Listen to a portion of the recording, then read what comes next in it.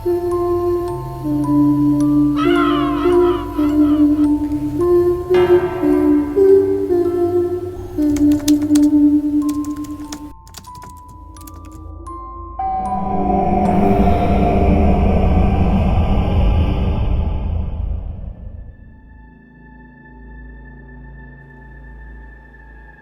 araw, Miss Terry. Isa po ako sa mga masugid niyong tagapakinig. Sumulat ako dahil may gusto akong ibahaging kwento. Isang karanasang hinding-hindi ko malilimutan. Ito ay tungkol sa isang bagong lipat na babae sa aming barangay na nakapagpabago ng aking pananaw sa buhay.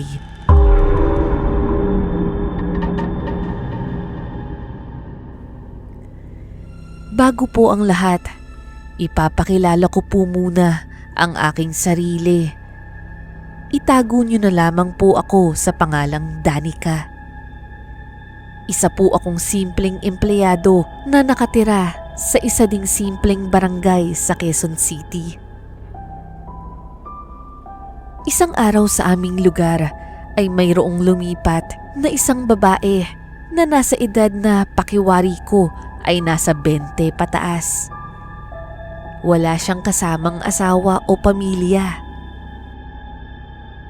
Ang kanyang inuupahang bahay ay halos nasa bungad lamang ng aming lugar, kaya naman madali siyang nakikita o napapansin ng aming mga kapitbahay.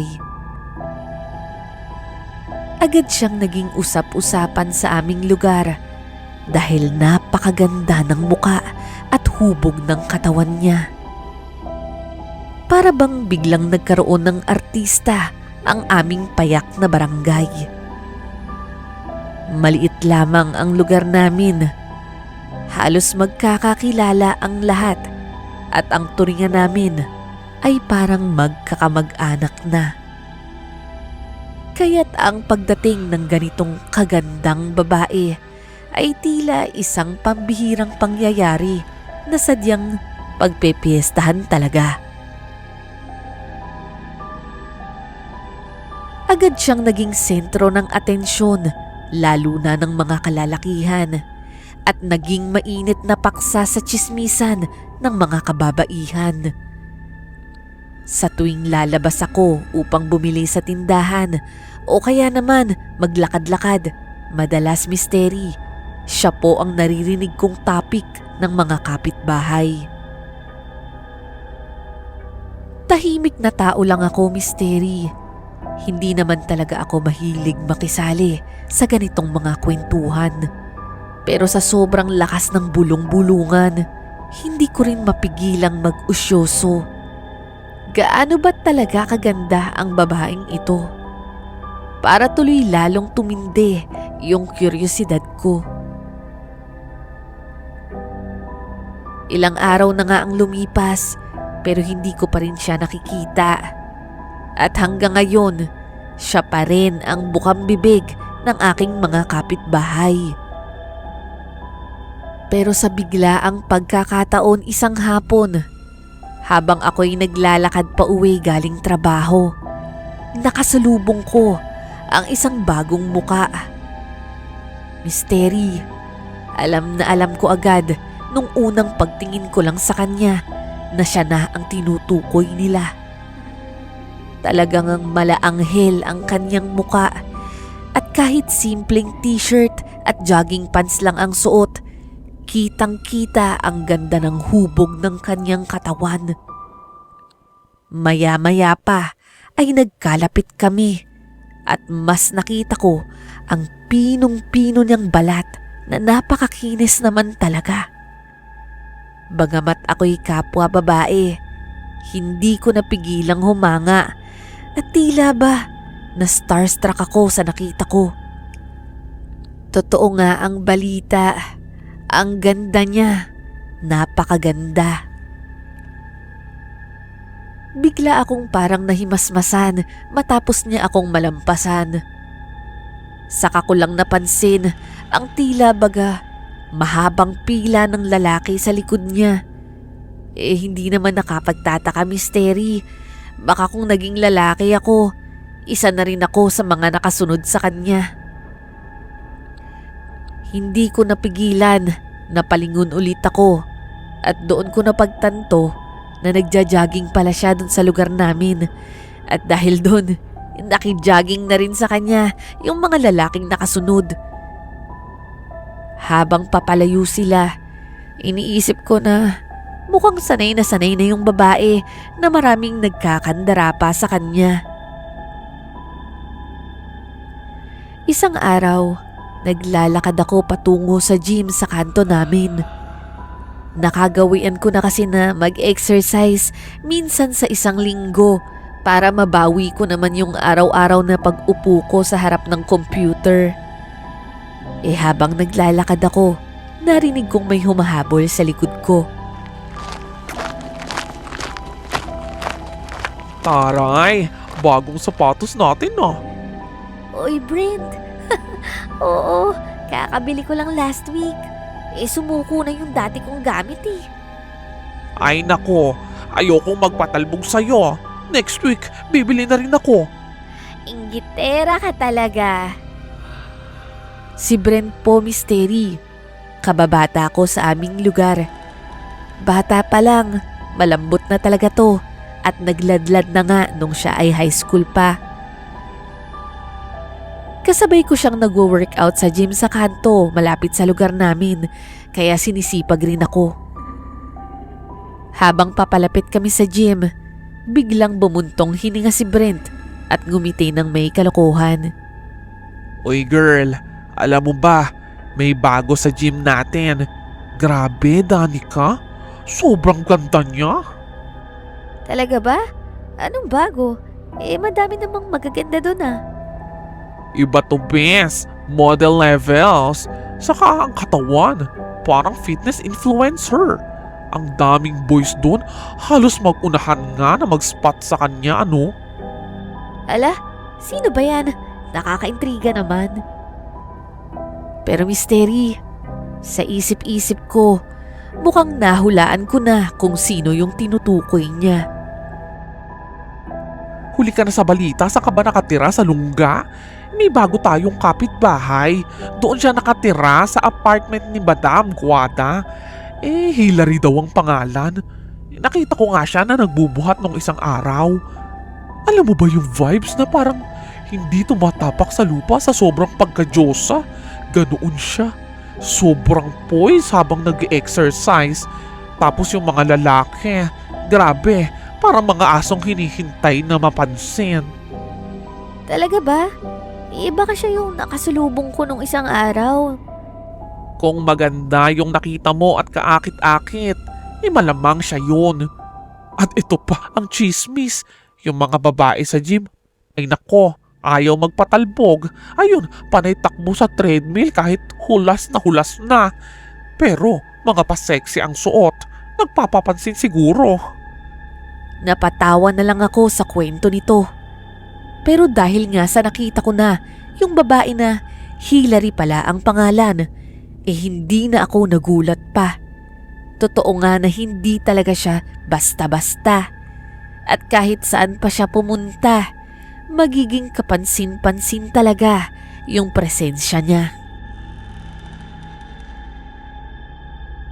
Lagpas 30 minutos na kami ni Brent sa loob ng gym. Pawisan at pagod na ako, pero sinikap ko pa ring tapusin ang workout ko.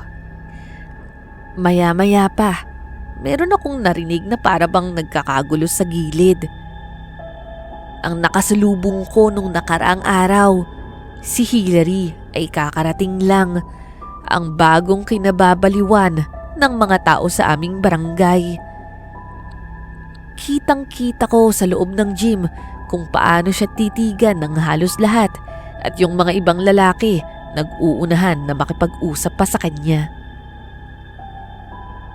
Habang nagpapahinga kami ni Brent sa isang bench sa gilid, nagulat kaming parehas nang biglang lumapit si Hillary sa amin. Hindi ko inaasahan na mapapansin niya kami, lalo na't halos lahat ng tao ay gustong makakuha ng atensyon niya. Hello, pwede ba akong tumabi sa inyo? Oo naman, girl. Hillary, right? Yes, kilala mo na pala ako. Ay, oo naman.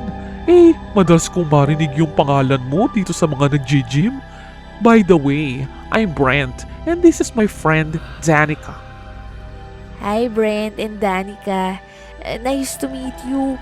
Mukhang mapapadalas yung pagkikita natin dito sa gym. Diyan lang ako nakatira sa apartment ni Madam Guada. Ikaw Danica, taga dito ka rin ba or dumadayo ka lang dito sa gym? Taga dito rin talaga ako. Ang totoo niyan, parang nakasalubong na nga kita last time sa lugar natin eh. Actually, inaanak ako ni Ninang Guada.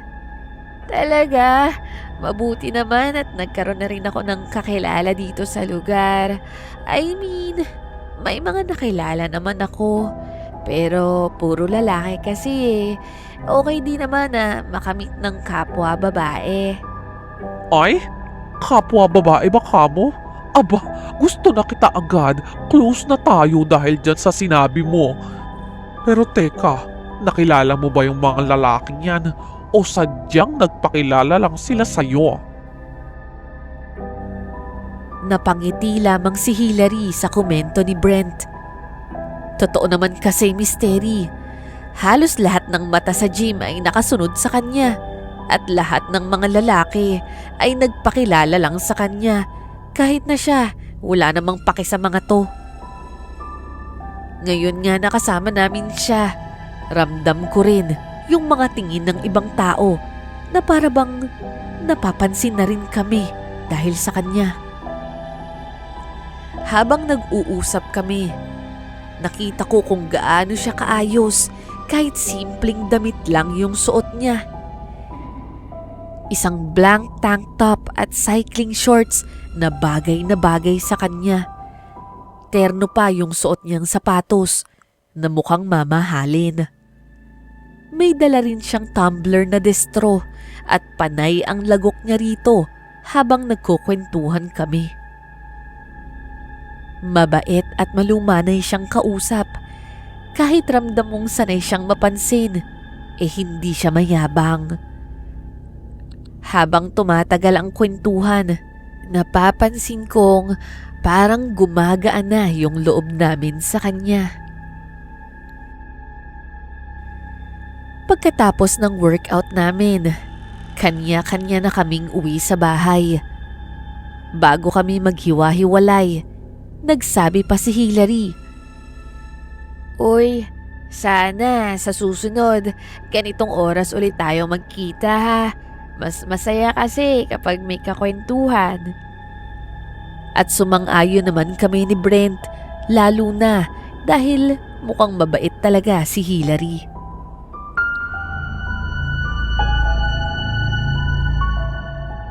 Dumating ang araw ng Sabado.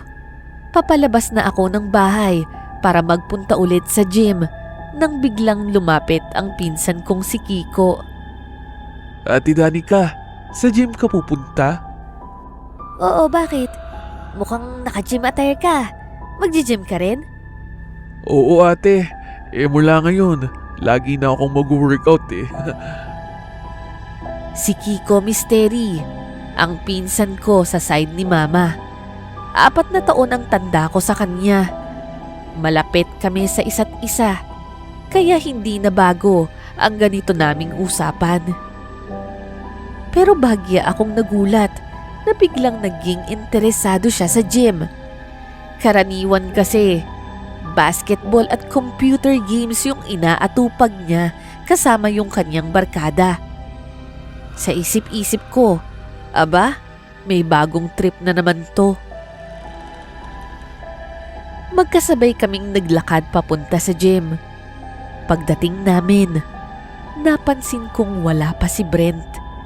Kaya't nag-umpisa na ako sa treadmill habang si Kiko naman ay abala sa pakikipag-usap sa front desk tungkol sa membership.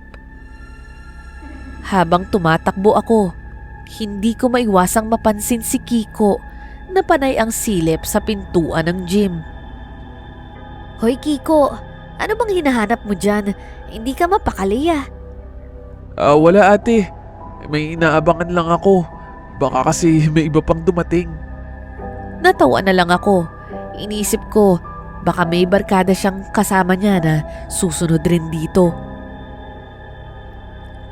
Makalipas ang ilang minuto, dumating si Hillary. Agaw atensyon na naman ang dating niya. Naka-crop top siya na may inner sports bra. Kulay pink ang jogging pants at bit-bit ang paborito niyang tumbler. Sa totoo lang, kahit babae ako, hindi ko talaga mapigilang mapahanga sa ganda niya. Hi Hillary, ganitong oras ka pala nag-gym. Ay, hello sa'yo. Sorry, nakalimutan ko yung pangalan mo. Ay, okay lang. Ako nga pala si Francis. Wow, Francis pa. Kiko naman ang tawag sa'yo ng lahat ng tao rito, ano? Napakamot ulo si Kiko habang tila napahiya.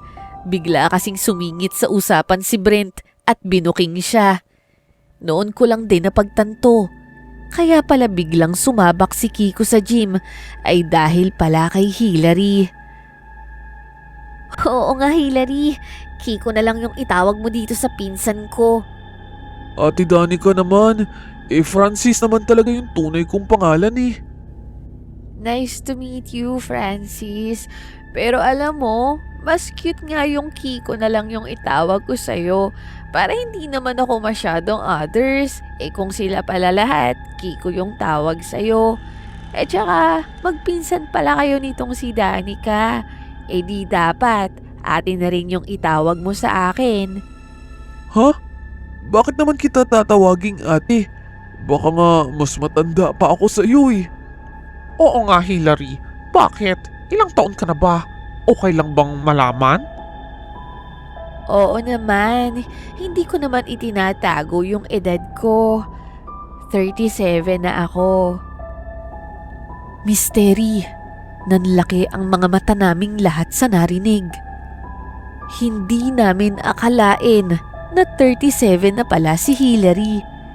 Sa itsura at kilos niya, aakalain mong nasa 23 hanggang 26 lamang siya. Grabe Hillary, walang-wala sa itsura mo. Akala ko kaedaran lang kita. Seryoso? 37? Paano mo nagagawa iyon? Ang fresh-fresh mo at ang bata ng aura mo. Grabe na yung pambobola niyo pero salamat. Siguro malaking tulong yung pag-aalaga sa sarili at syempre yung pag-gym dito. Habang nagpapatuloy ang usapan, hindi ko maiwasang mapansin ang balat ni Hillary. Napakakinis at banat na parang wala man lang bahid ng wrinkles. Mamula-mula pa ang pisngi niya. Yun bang rosy cheeks na tinatawag? Sa totoo lang, mas fresh pa nga siya sa akin kahit mas bata ako sa kanya. Habang nag-workout kami, napansin kong si Brent hindi mapigilan ang sarili na humanga kay Hillary. Nang magpahinga kami sa gilid, bumulong siya sa akin. Danica, grabe si Hillary ano? Gulat na gulat ako nang malaman kong 37 na pala siya. Grabe, hindi halata Oo nga Brenty, paano niya kaya nagagawa yun? Alam mo, tingin ko wala siyang problema sa buhay. Ay sana all, walang problema. Pak, may nanalo na. Hindi pa natatapos ang tsikahan namin ni Brent nang natahimik kaming bigla dahil biglang dumating si Hillary. Bit-bit niya ang kanyang tumbler at panay ang higop dito. Napansin ko ang kakaibang kulay ng iniinom niya. Kulay pula na parang kasing tingkad ng cherry juice. Sa kaunting tumulo sa gilid ng kanyang bibig, agad niyang pinunasan yun gamit ang likod ng kamay. Mukhang masarap yung iniinom mo. Ano yan? Collagen drink? Hindi to collagen. Bali, gawa ko lang to na protein smoothie. Ay, bongga. Yan siguro sikreto mo kung bakit young looking at fresh ka. Oo, parang ganun na nga. Hindi pwedeng mawala to sa diet ko. Talaga? Naka-vegan diet ka ba? Hindi. Keto diet ako. Ay, taray. Pangmayaman. Bet ko rin yan. Ay nako, speaking of diet, gutom na ako. Hillary, gusto mo bang sumama sa amin ni Brent? Magdi-dinner na rin kami. Diyan lang sa karinderya, malapit sa kanto. Huwag kang mag-alala. Maraming gulay at karne na choices doon. Bago pa man makasagot si Hillary, biglang bumukas ang pinto ng gym at pumasok si Juancho, isa sa mga kilalang members dito.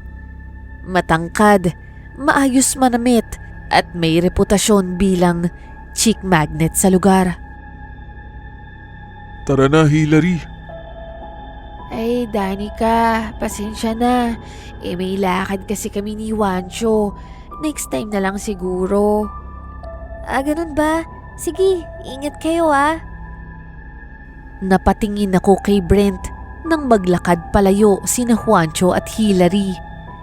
Kita pa namin na sumakay sila sa kotse. May pagkabigatin din talaga itong si Juancho. Sa aming barangay, maraming babae ang nalink sa kanya at laging may usap-usapan tungkol sa pagiging galante niya. Hala, Danica, iba talaga tong si Juancho. Nauna agad pumorma sa ate mong Hillary. Oo nga hayaan na lang natin sila. Malalaki na sila. Umiiling lang si Brent habang naglalakad kami palabas. Makalipas ang isang linggo, isang balita ang kumalat sa barangay. Nawawala raw si Juancho. Ang huling nakakita sa kanya ay yung mga kaibigan niya sa gym. Pero pagkatapos nun, para daw nawala siyang parang bula.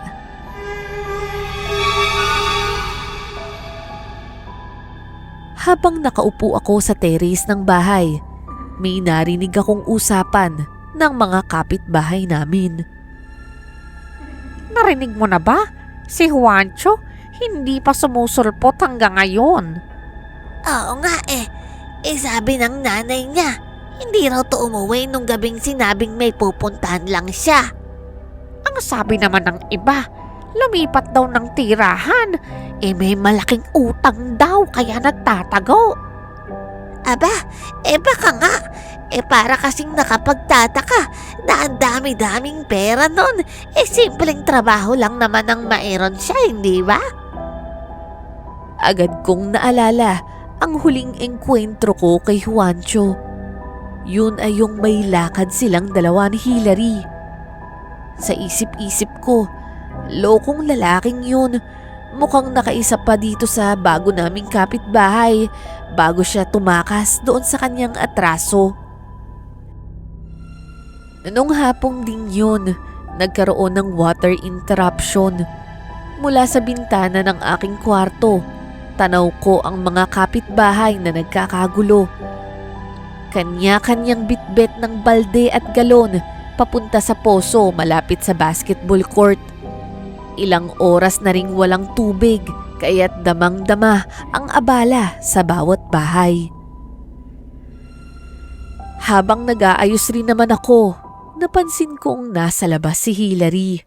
Naka-shorts at oversized t-shirt, bitbit ang isang galon. Kaakit-akit pa rin siya kahit sa simpleng ayos na yon. Nagtungo siya sa bakuran ni Bok, isa sa aming kapitbahay na kilalang matulungin at palakaibigan. Baka pwede akong humingi ng tulong. Nahihirapan kasi akong mag-igib ng tubig. Oo naman, walang problema. Ilan bang galon ang kailangan mo? Kahit 3 lang siguro. Tapos, okay lang ba? Ikaw na rin yung magsalin doon sa loob ng CR ko. Kasi, ang bigat eh. Ay, sige, walang problema. Okay lang sa akin yun. Akong bahala. Kitang-kita ko mula sa bintana kung paano nila dinala ang mga timba at galon papunta sa poso. Si Bok, tulad ng dati, game na game tumulong. At syempre, nagpapakyut na rin dito sa bagong kapitbahay namin. Kita rin sa mukha ni Hillary yung pasasalamat. Naging abala din ang pamilya namin noon dahil umabot ng 2 araw ang kawalan ng tubig. Ang hirap, misteri. Tipid na tipid ka sa pambuhos, sa paghuhugas ng pinggan at lalo sa paliligo. Ng mga sumunod na araw, pagkatapos ng aming workout, napansin namin si Hillary sa sulok ng gym, tahimik na iniinom yung kanyang smoothie. Si Chelsea naman ay biglang lumapit sa kanya. Si Chelsea ay isang maliit at chubby na babae na mas matanda sa akin ng 3 taon. Nauna siya sa aking mag-gym, misteri, pero mabagal yung progress ng pagpapayat niya o pagtutone ng muscles niya dahil mas madalas pa siyang magpahinga at makipagdaldalan kaysa sa totoong pag-workout niya. Hillary, ang ganda naman ng skin mo. Siguro dahil yan sa iniinom mo, ano? Ano ba yan? Pwede bang tikman? Napatigil si Hillary sa pag-inom at tila nagbago ang ekspresyon ng mukha niya. Mula sa ngiting palaging nakikita namin, bigla siyang naging seryoso.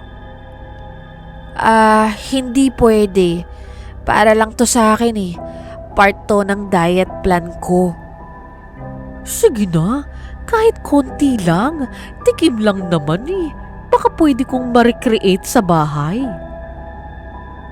Biglang tumayo si Hillary at mahigpit na hinawakan ang tumbler niya. Sinabi ng hindi pwede, di ba? Huwag mong pakailaman yung akin, okay? Natahimik ang lahat, pero ramdam namin ang tensyon. Agad namang umatras si Chelsea, nagkakamot ng ulo at halatang napahiya. Pagkatapos ng eksenang yun, bumalik ulit si Hillary at tahimik na nagpatuloy sa pag-workout niya. Kinagabihan, hindi pa rin namin maialis ang usapan tungkol sa nangyari.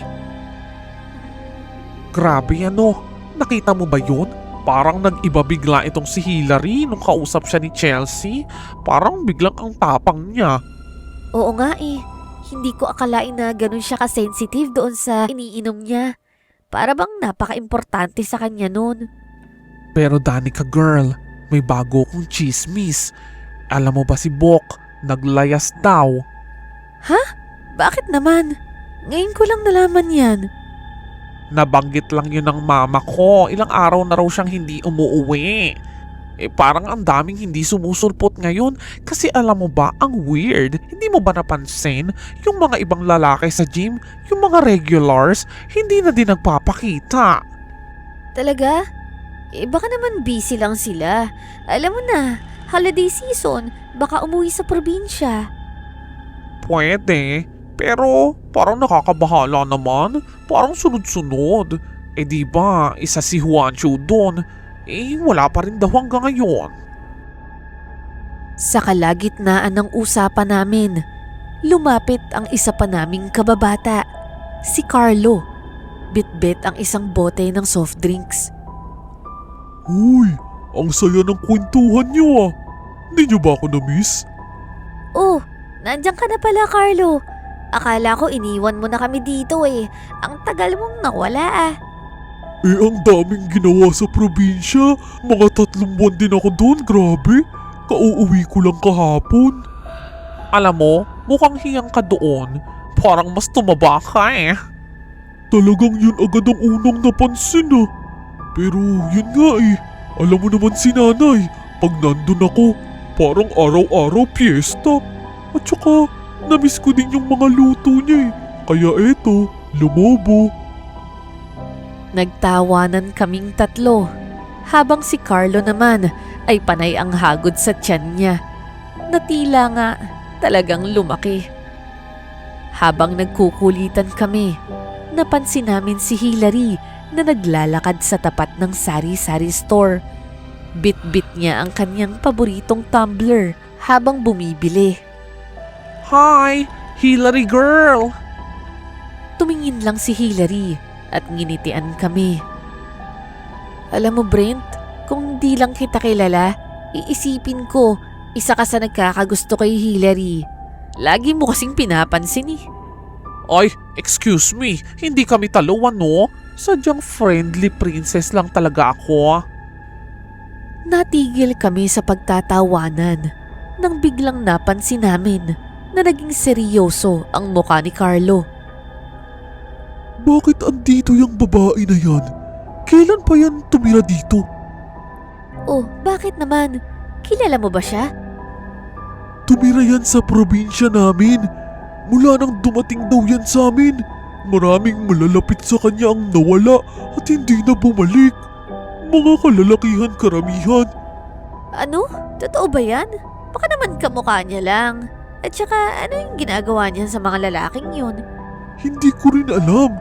Pero nung umalis siya sa lugar namin, natapos din yung mga pagkawala ng mga tao. Parang mas naging tahimik yung probinsya. Kakaiba lang talaga eh. Tsaka alam nyo, nung una, ang bait-bait niya eh. Tapos katagalan, parang naging misteryoso na siya. Nagkatinginan kami ni Brent. Parehong hindi makapaniwala. Oy, grabe yan Carlo ha? Baka naman nagkataon lang. Basta mag-ingat kayo dyan. Kung ako sa inyo, iwasan niyo siya. Tahimik kaming nag-isip. Ang huling ngiti ni Hilary bago siya bumalik sa tindahan, tila ba parang medyo may pagka-misteryoso nga. Pero baka iniisip ko lang din yun. Sinubukan kong baliwalain yung kwento ni Carlo at hindi ko rin nabanggit sa kanila yung nakita kong paghingi ng tulong niya kay Bok bago ito mawala. Ayoko rin kasing dagdagan yung paghihinala nila kay Hilary. Pero aaminin ko, Mystery, parang ang lahat konektado sa kanya.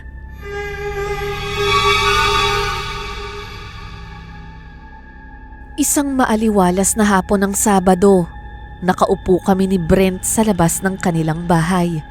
Nagkukwentuhan para lang patayin yung oras. Madalas talaga naming gawain yun dahil mula bata pa lang kami, laking kalsada na kami. At kahit ngayon nga na nagtatrabaho na kami, enjoy pa rin kami sa tsikahan namin na ganun. Sa gitna ng usapan, napansin naming lumabas si Hilary mula sa kanyang bahay at tumungo ulit sa tindahan. Agad namin siyang binati. Oy Hillary, saan punta mo? Ngumiti siya ng bahagya at tumigil saglit para makipag-usap. Bibili lang sa tindahan. Kayo, anong ginagawa niyo dito? Wala lang, tamang tambay lang. Boring kasi sa bahay ang init pa. Oo nga, minsan labas ka din. Alam mo, mas masaya magtambay kasama kami. Sige, kapag hindi ako busy. Habang nag-uusap-usap kami, dumaan si Popoy, ang delivery boy ng mineral water. Tumigil siya sa tapat namin. Hinihila ang kanyang sidecar. Agad siyang nagpapansin kay Hilary. Brent, may tubig pa ba kayo? Kaka-deliver mo lang kanina, Popoy. Ano ka ba? Oo nga pala. Ang ganda kasi ng kasama mo ngayon eh. Mystery, klaro na si Hilary yung tinutukoy niya. Habay, para-paraan ka rin no, Popoy? Hindi mo pa ba kilala tong bago nating kapitbahay?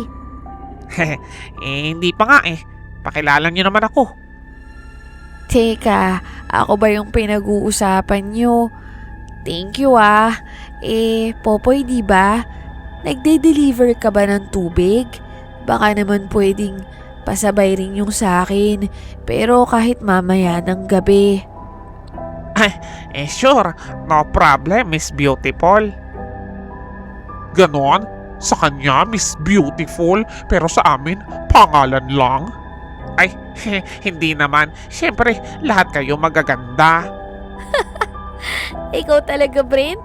Nagsiselos ka pa kay Hillary? Lahat kami nun ay tumawa. Maliban kay Hillary na tila parang nahihiya. Pero nakangiti pa rin naman. Nang magpaalam si Popoy para mag-deliver sa ibang bahay, hindi ko naisip na yun na pala ang huling beses na makikita namin siya. Dahil misteri, ilang araw lang ang lumipas, nabalitaan namin na nawawala si Popoy. Ayon sa kwento ng mga kamag-anak at amo niya sa water station, huli siyang nakita noong nagde-deliver siya ng tubig. Mula noon, hindi na siya ulit muling sumulpot. Sa dami ng lalaking nawawala sa aming lugar, hindi ko mapigilang mapaisip. Bakit sa tuwing may lalapit o magpapapansin kay Hillary, ilang araw lang ang lilipas, maglalaho na ang mga ito? Hindi ko naman maipakita ang suspetsya ko, lalo na't wala akong ebidensya. Pero naaalala ko talaga yung sinabi ni Carlo tungkol kay Hillary nung nakaraan. Isang gabi, nagising kami ni Brent dahil sa ingay mula sa labas. May isang babae, galit na sumugod sa bahay ni Hillary. Hoy! Hillary! Tigilan mo na yung pagpapapansin mo sa asawa ko, ha? Ate, teka lang, wala naman akong ginagawang masama ah. Alam mo nang pinagkakaguluhan ka sa gym, nagpapapansin ka pa, kaya nagloloko tong asawa ko. Tapos, inaaya mo pa daw siya dyan sa bahay mo? Nagpapatulong lang naman ako kasi may sira dito sa loob ng bahay. Tantanan mo ang asawa ko, ha? Magharap ka ng single, ng sarili mong asawa, hindi yung may asawa ang inaakit mo. Oo nga, kahit yung boyfriend ko, mukhang bibig din yan. Sinabi ko nga iwasan niya kasi hindi magandang tignan. Nagiging malapit siya sa babaeng yan kahit meron naman siyang girlfriend. Nakatingin lang kami ni Brent habang nanonood mula sa gilid. Sa totoo lang, misteri, wala naman akong nakikitang kasalanan ni Hillary sa sitwasyon. Sadyang maraming lalaki lang yung natutokso sa kanyang ganda. Pero dahil sa pangyayaring ito, sunod-sunod na ang mga reklamo at sumbong sa barangay tungkol sa kanya. Hindi nagtagal, bumisita ulit si Carlo sa bahay namin. Kita sa mukha niya ang pag-aalala. "Oh Carlo, napabisita ka ata." Oo nga, mukhang seryoso ka, ha? Anong meron? Ano? Naniniwala na ba kayo sa kwento ko tungkol sa bago nating kapitbahay? Oo nga pero wala naman tayong konkretong ebidensya. Mahirap mag-akusa. At saka naaawa naman ako kay Hillary kasi mabait naman siya. Oo nga. Ano kayang gagawin natin? At saka ano naman kaya yung ginagawa niya sa mga lalaking nawawala? Saan sila napupunta? Ano yun? Kinikidnap? Hindi ko rin alam. Basta ang alam ko, hindi na sila nakikita pa. Alam nyo, sa tingin ko, kailangan na nating kumilos . Paano? Aarestuhin siya nang wala tayong basehan. Grabe, ang intense. Sa bagay, tama kayo. Baka wala namang maniwala sa atin. Pero siguro sa ngayon, mag-ingat na lang tayo. Layuan nyo na lang siya. Mas maigi yun. Ilang araw ang nakalipas. Karamihan ng mga kalalakihan sa aming lugar ay hindi na masyadong lumalabas o tumatambay. Ang mga tao sa gym ay nabawasan dahil yon sa paghihigpit ng mga asawa o girlfriend nila. Mula noon, nawala ang mga sumusunod-sunod kay Hillary at kahit si Hillary, bihira na rin magpunta sa gym o lumabas. Ilang linggo na rin yung lumipas. Hapon na nang pauwi ako galing trabaho. Ibabalik ko kay Brent ang hiniram kong hard drive na ginamit ko sa trabaho. Nagdesisyon kaming dalawa na bumili ng ulam sa karinderya nang napansin namin si Hillary na bumibili sa tindahan. Agad namin siyang nilapitan. Si Hillary ba yan? Oo, parang siya nga. Tara, lapitan natin. Paglapit namin, napansin naming ibang-iba na ang itsura niya. Misteri, ang dating fit at makinis niyang katawan ay sobrang bumagsak. Naging dry ang balat niya na para bang nawala ng sigla. Maitim din yung ilalim ng mata niya at kita kong may bahagyang kulubot o wrinkles dito. Maputla rin ang labi nito at para bang nagkaedad siyang tignan. Hindi namin maiwasang magtanong sa kanya. Hillary, anong nangyari sa'yo? May sakit ka ba? Oo nga, bakit parang bigla kang nangayayat? Tinignan lang kami ni Hillary ng masama at hindi namin inaasahan. Pwede ba? Hindi maganda ang timpla ko ngayon. Kung pwede lang, huwag niyo kong kausapin. Nagulat kami sa kanyang inasta. Ang dating mahinhin at palangiti niyang pagkatao ay tila nawala. Agad siyang umalis. Iniwan kami ni Brent na nagtataka sa kanyang biglang pagbabago. Hala siya, bakit kaya ganun? Parang naging ibang tao si Hillary ah. Hindi ko rin alam. At saka bakit naging ganun yung itsura niya? Para siyang biglang tumanda. Ilang linggo lang naman mula nung huli natin siyang nakita, di ba? Baka naman na-stress siya. Ay nako, hayaan na natin at baka tayo naman ang matuyot at ma-stress pag pinag-isipan pa natin yan. Habang naglalakad pa uwi, hindi ko maiwasang balikan ang mga pangyayari.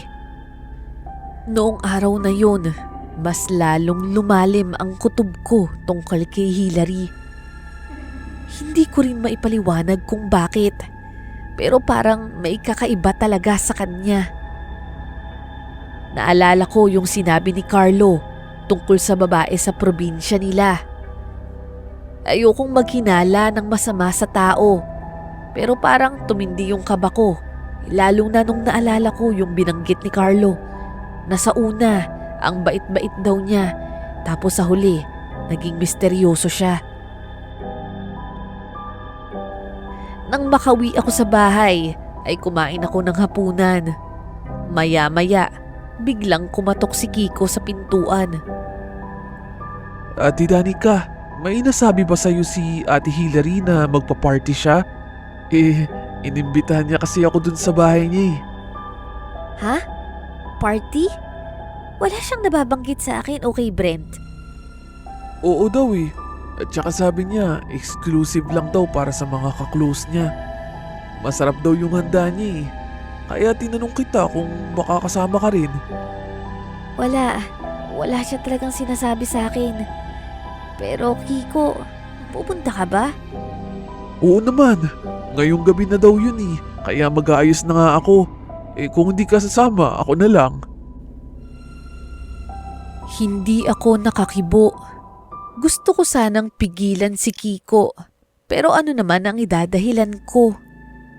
Pero dahil duda na rin ako kay Hillary, hindi ako mapakali. Pinsan ko na yung pinag-uusapan dito. Hindi pwedeng wala akong gawin. Kaya tumayo ako noon mula sa aking upuan at nagtungo kina Brent.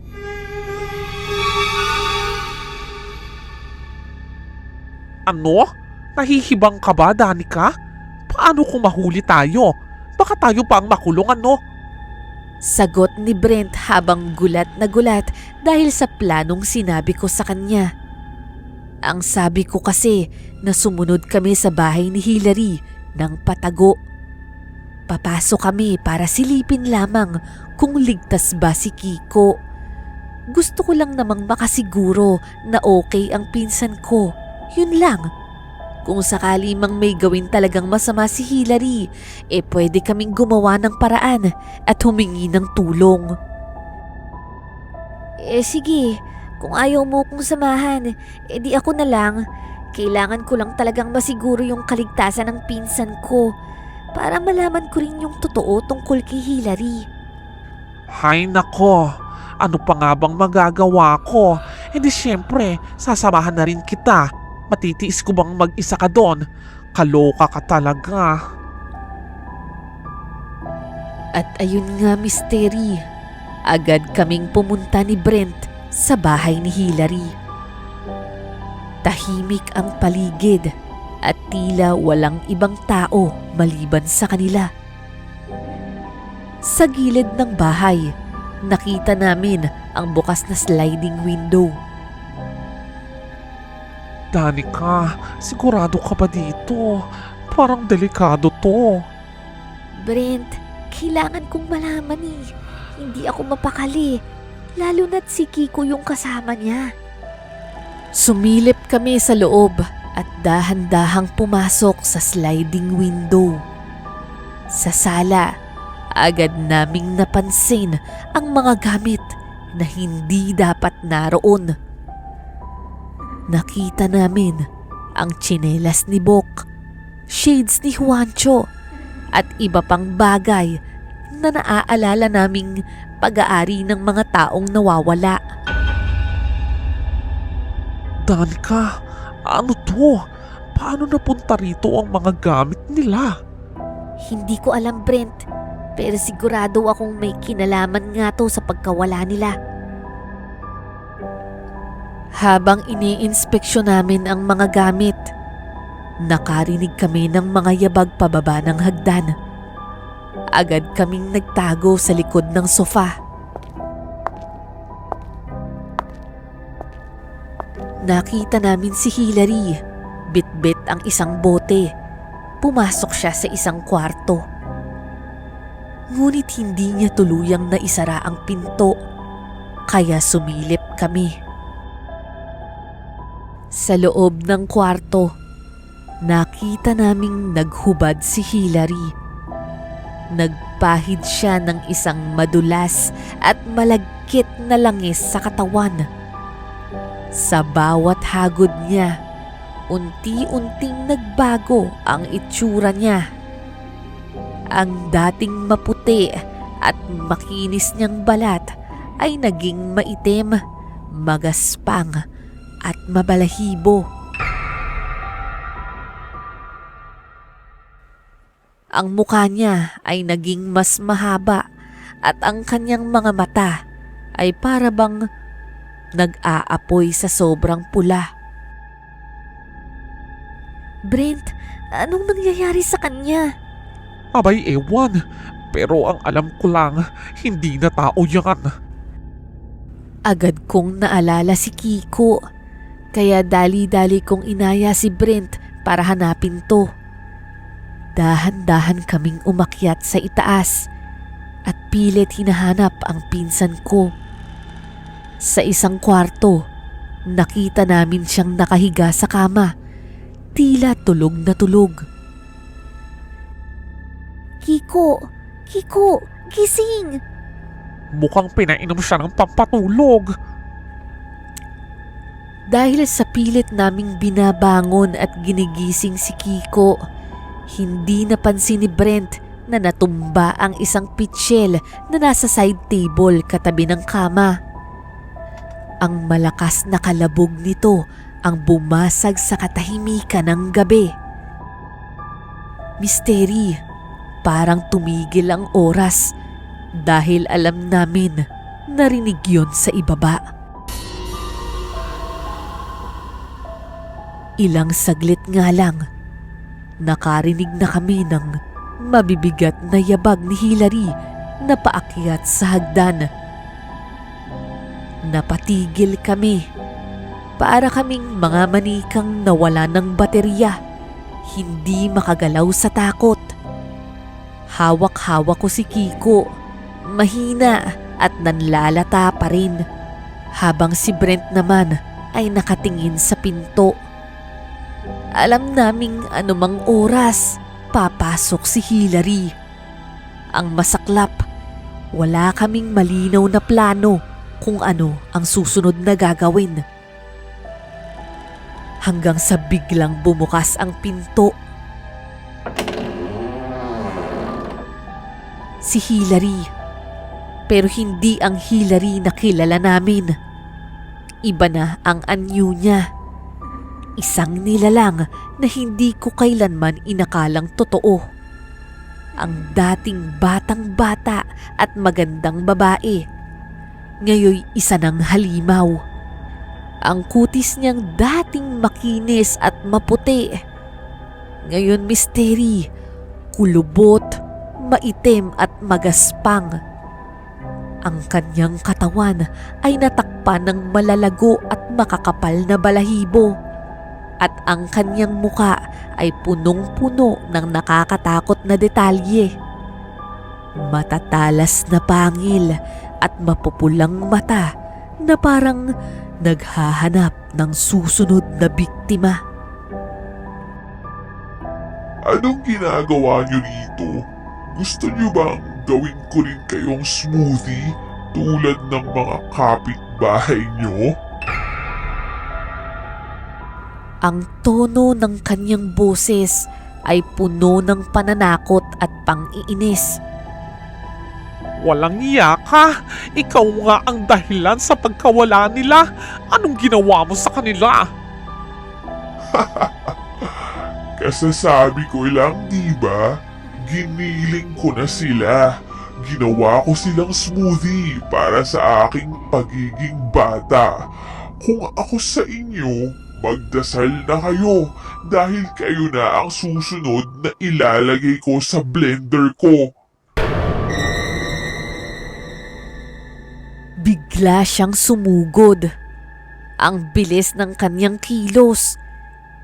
Misteri, napapikit na lang ako dahil hindi ko alam ang gagawin. Pero sa gitna ng takot, nakarinig ako ng malakas na tunog.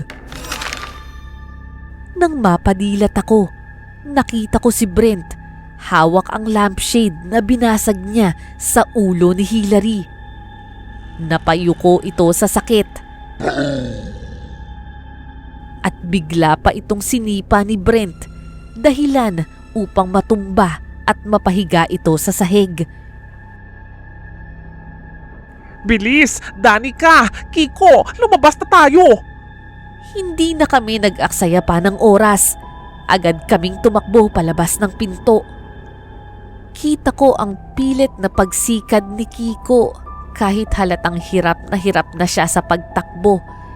Hinang-hina pa rin kasi siya, pero mabuti na lamang at nagawa namin siyang gisingin bago pa dumating si Hilary. Dahil kung hindi, baka ngayon pa lang kami nagsisisi. Sa bawat hakbang naming papalayo, naririnig ko ang nakakakilabot na hiyaw ni Hilary mula sa loob ng bahay. Alam kong hindi pa tapos ang laban at anumang oras, susugod siya ulit. Pero hindi na kami lumingon pa.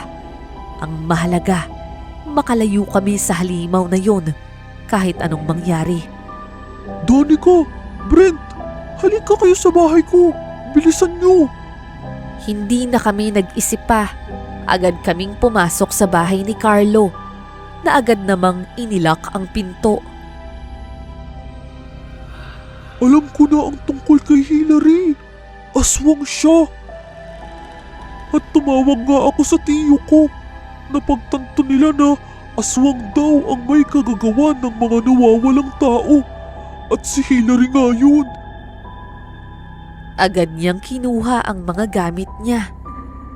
buntot pagi, holy water, bawang at asin. Lagi kong dala to kapag luluwas ako ng probinsya dahil malaki ang chance na makasalumuha ako ng aswang dun. Pero hindi ko akalain na dito sa syudad ko pa ito magagamit. Inabot niya sa akin ang asin.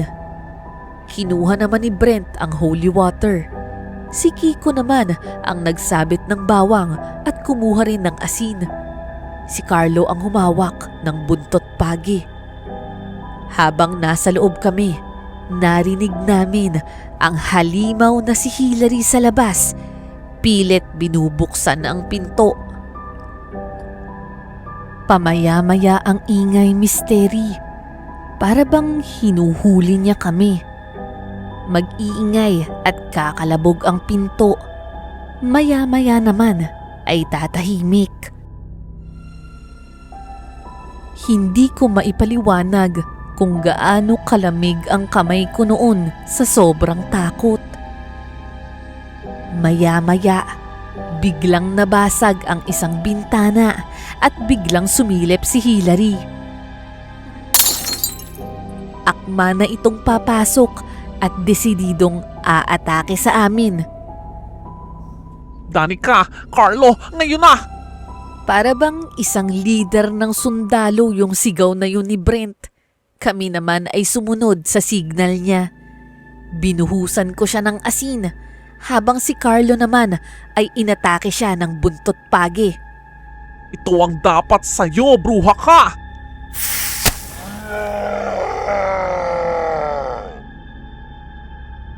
Misteri, yung ungol nito ay nagpatigil ng lahat ng tunog sa paligid. Sa huli, napilitang umatras si Hillary at tumakbo palayo.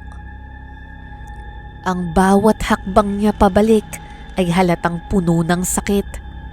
Ang kanyang mabalahibong balat ay sugat-sugat mula sa tama ng asin at holy water. Nagsisimula ng bumula ang kanyang balat at ang mga sugat ay naglalabas ng masangsang na amoy. Habang tumatakbo palayo, iniwan niya ang malalagkit na bakas ng dugo sa sahig. Ang dating matapang na halimaw na handang umatake, ngayon ay sugatan at tila ng hihina. Nakita namin siyang tuluyang nawala sa dilim ng gabi.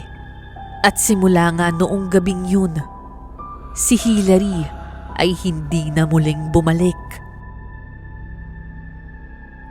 Kinabukasan, naging laman ng usapan sa buong barangay ang biglaang pagkawala ni Hillary. Sa takot na baka bumalik siya o may iba pang masamang mangyari, nagdesisyon ang mga opisyal ng barangay na maghalughog sa bahay niya. Misteri, hindi ko inakalang makakakita sila ng mga bagay na para bang galing sa bangungot. Sa loob ng bahay ni Hillary, natagpuan nila ang mga sumusunod. Gamit ng mga nawawalang biktima tulad ng tsinelas ni Bok, shades ni Juancho at jacket ni Popoy. Lahat may bahid ng dugo. May mga bote rin ng kakaibang likido na kulay pula at may amoy na parang nabubulok na karne. Yung refrigerator niya ay puno ng parang mga dugong mantsa at laman loob na hindi maipaliwanag kung sa hayop ba o sa tao. Yung blender at tumblers din niya ay may malagkit at masangsang na amoy na para bang nabubulok. Pero dahil wala namang katawan na nadiskubre o lumitaw, ay kulang ang katibayan na siya ang dahilan kung bakit nawala ang mga ito. Hindi rin agad naniwala ang mga opisyal ng barangay tungkol sa sinabi naming nilalang. Inisip nila na baka namalikmata lang daw kami dahil gabi nangyari ang lahat. Maaari daw na nawala lang siya sa kanyang pag-iisip kaya naging ganun ang kanyang asta. Kaya wala na kaming nagawa kundi ang manahimik na lamang. Mula noon, mas naging maingat ang buong barangay. Ang mga opisyal ay nagpatupad ng mas mahigpit na pagbabantay sa mga bagong dating sa lugar. Sinuri nila ang mga bagong residente at madalas nang nagpapaalala sa lahat na mas maging mapagmatsyag at huwag basta-basta magtitiwala. Kami naman ni Brent ay mas lalong naging malapit bilang magkaibigan. Pinag-usapan namin ang lahat ng nangyari at napagkasundoan na huwag kalimutan ang gabing yun kahit pa mahirap. Si Kiko, matapos makabawi mula sa mga nangyari, ay nagpasalamat sa aming dalawa. Kung hindi raw dahil sa amin, ay malamang wala na siya ngayon.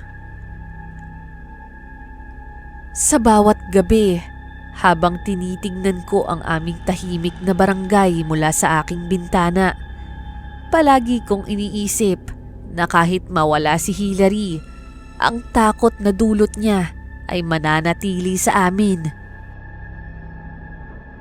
Kahit kailan, hindi na namin makakalimutan ang babaeng nagdulot ng gulo at lagim, si Hillary, ang halimaw na nagkuble sa maamong muka at katawang kaakit-akit, na hanggang ngayon maaari pa ring gumagala-gala at naghahanap ng susunod na gagawing diet smoothie.